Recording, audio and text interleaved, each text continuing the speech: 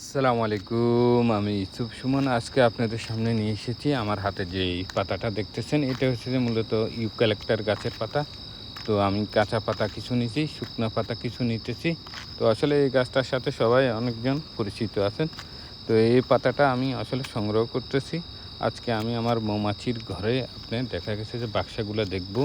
এইজন্য আমি আপনার দেখা গেছে যে এই মৌমাছির জন্য আপনার এক ধরনের ধোঁয়ার ব্যবস্থা করতেছি।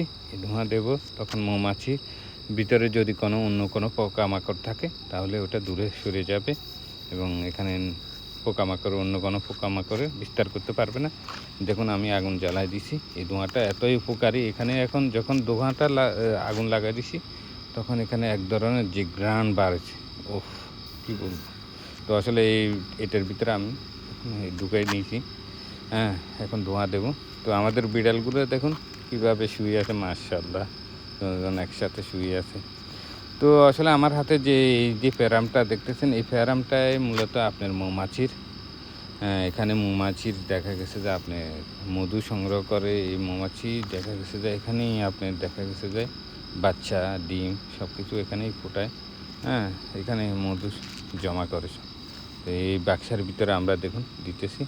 আমরা আসলে এই ধোঁয়াটা দিয়েছি। এখন মৌমাছি একদম আপনার, কোনো গোস্বা, তার ভিতরে রাগ কিছু থাকবে না। তখন সে এক ধরনের হ্যাঁ শান্ত অবস্থায় থাকবে যখন ধোঁয়া দেবেন। এই যে দেখুন আমরা একদম একদম রিল্যাক্সে কাজগুলো করতেছি। মৌমাছি কোনো আপনি দেখা গেছে যে কামড় দিতেছে না। তারা একদম স্লিপ হয়ে গেছে। একদম দেখুন শান্ত হয়ে গেছে। দেখুন বাসার ভিতরে যখন ধোঁয়া দিতেছি বাসার ভিতরে ঢুকে যেতেছে।